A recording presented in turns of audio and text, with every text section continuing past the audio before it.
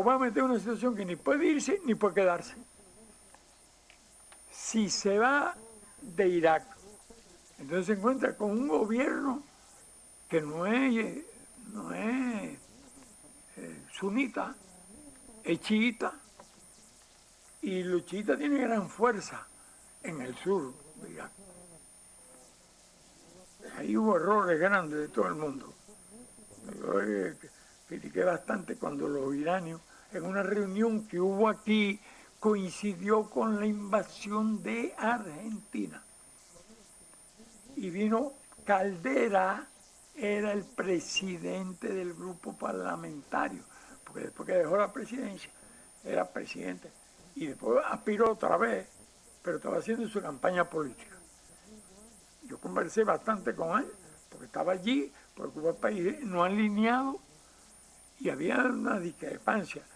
Yo le planteaba, no es conveniente que los iranios crucen la frontera, para que no conviertan una guerra patria,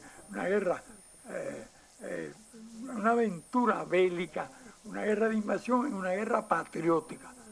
No, me recuerdo el sirio, estaba Isidoro, no, tienen que seguir, porque cuando la URSS llegó a la frontera no se detuvo, siguió. Pero una declaración torpe de ese tipo. Y yo le digo, mire, ¿por qué no siguen hasta Egipto? Así le dije en esa reunión. ¿Por qué no siguen hasta Egipto? Yo no estoy defendiendo eso, yo lo que quiero es evitar que esa guerra se convierta en una guerra patriótica para los iraníes. Y efectivamente, invadieron, llegaron, tomaron la ciudad esa que está allí, a la orilla del río, la salida, no me acuerdo ahora ni cómo se llama, y entonces quedaron atrincherados allí. Entonces, todo el mundo ayudó a los iraquíes. Los ingleses le vendieron acero, los soviéticos le vendieron proyectiles. Fíjense,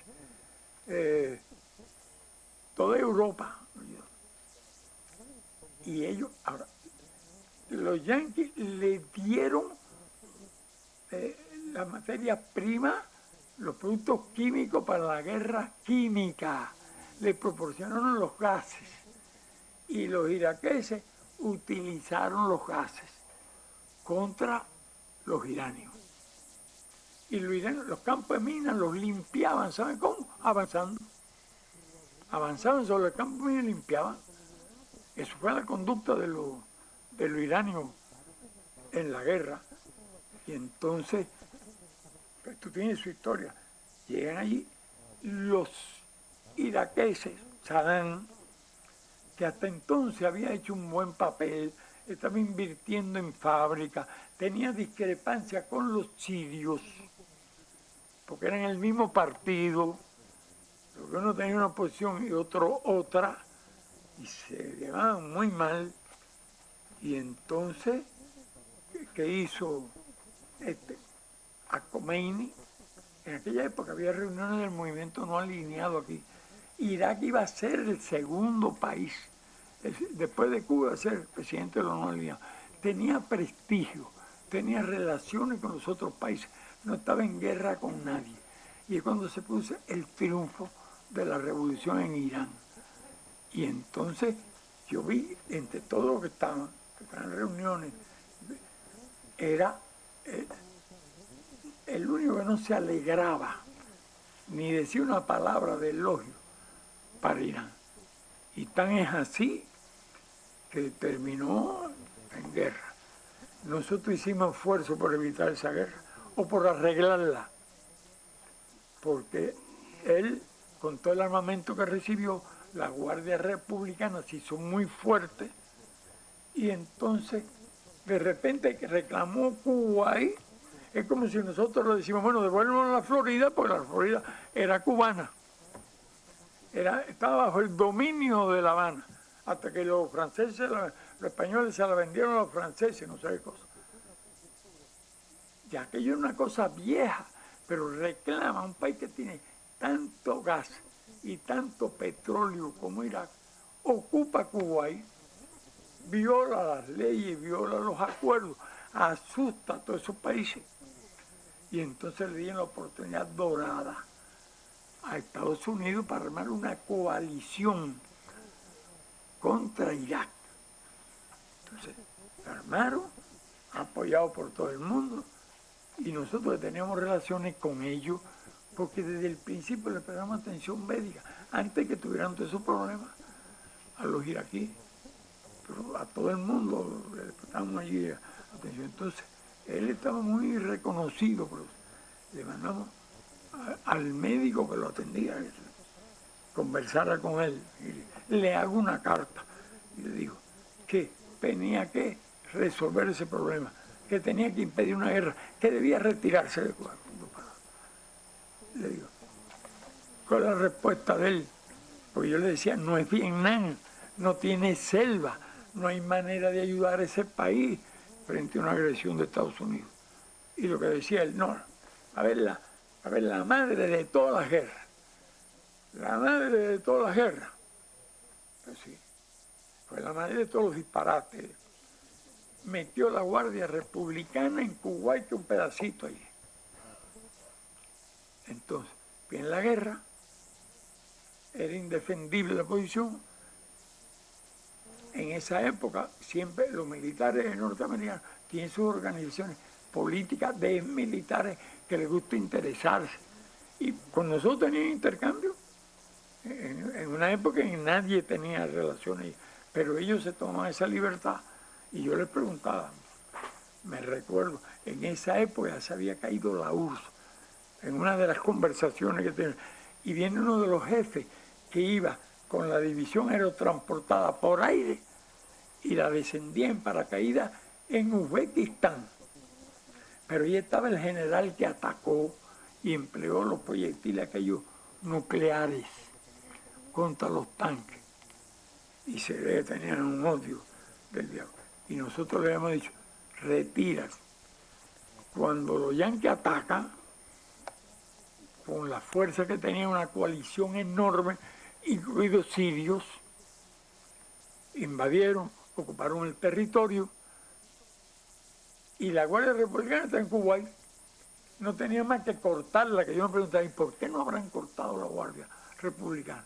Avanzando. Perdieron un poquito de tiempo, y aquel entonces empezó a retirarla, pero tardíamente. Entonces la atacaron, porque si la Guardia se refugia en la ciudad, no era lo mismo atacar una ciudad y tomarla, con aquella tenía tanque y cañón y todo, que defenderse en el desierto. Y entonces le hicieron una gran matanza y emplearon todo eso. Pero salvaron algo de eso. Hicieron la paz con esos antecedentes. Bueno, ¿qué quedó de aquello? Lo que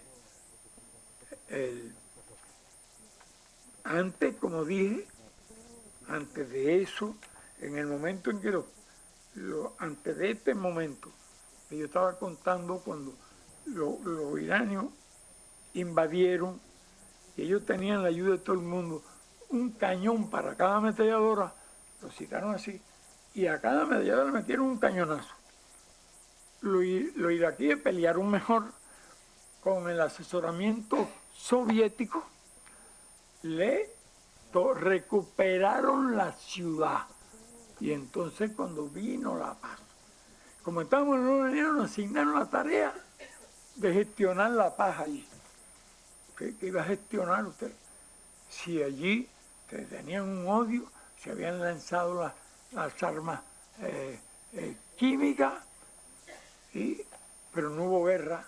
La guerra vino después, cuando estaba el otro Bush, se produce el atentado en la ciudad de Nueva York, declara la guerra que tenía que invadir a 60 o más oscuros rincones del mundo. En el primer lugar estaba Cuba, que tenía que estar preparados los oficiales de West Point para invadir a 60 o más oscuros rincones del mundo.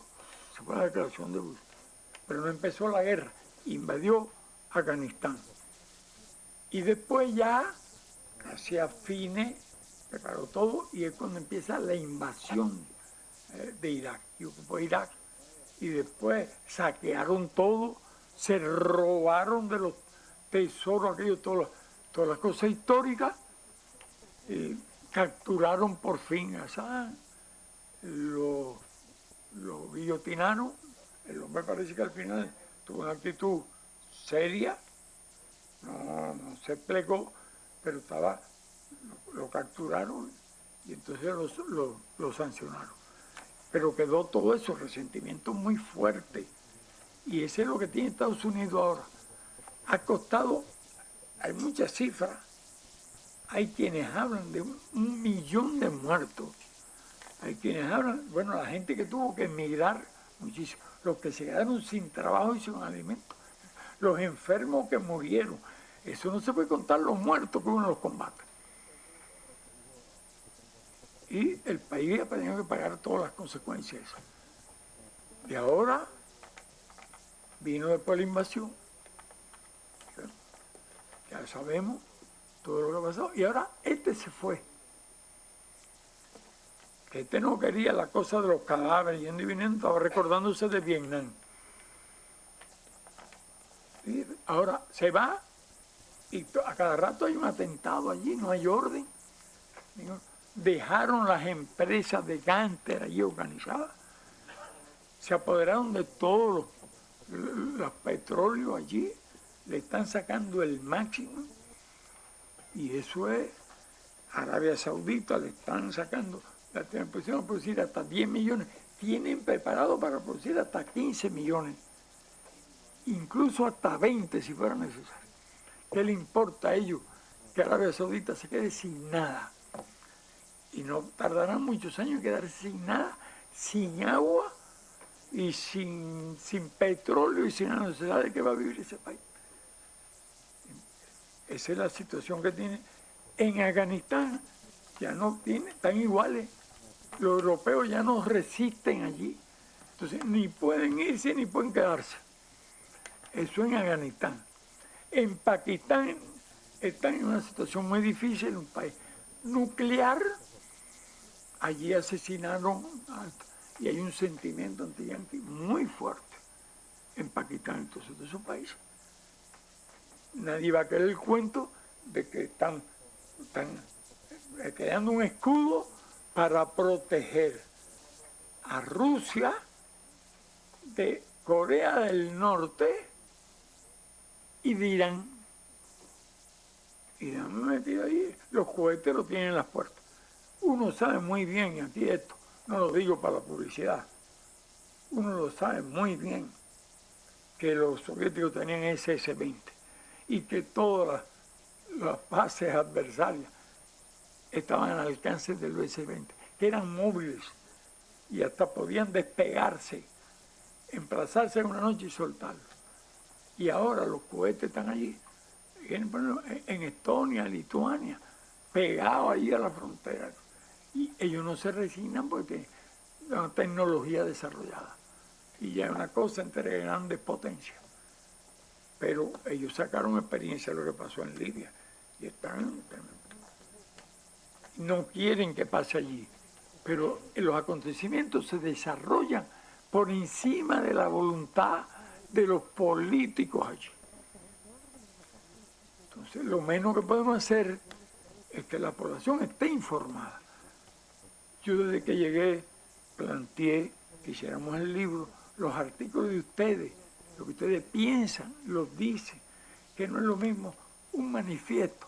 La gente duda mucho. Si hay una coma con lo que no de acuerdo, no es lo mismo un libro con los discursos que recoja las posiciones de la reunión, en lo que yo he defendido con Abel, y que se publique con todos los discursos y todas las opiniones, no le crea problema a nadie y todo el mundo puede decir lo que piensa en la reunión. Es lo que yo te lo estaba diciendo a Abel, y desde que llegué he estado pensando en eso, que lo mejor es recoger esos discursos y darle una publicidad y ayudar a que la gente comprenda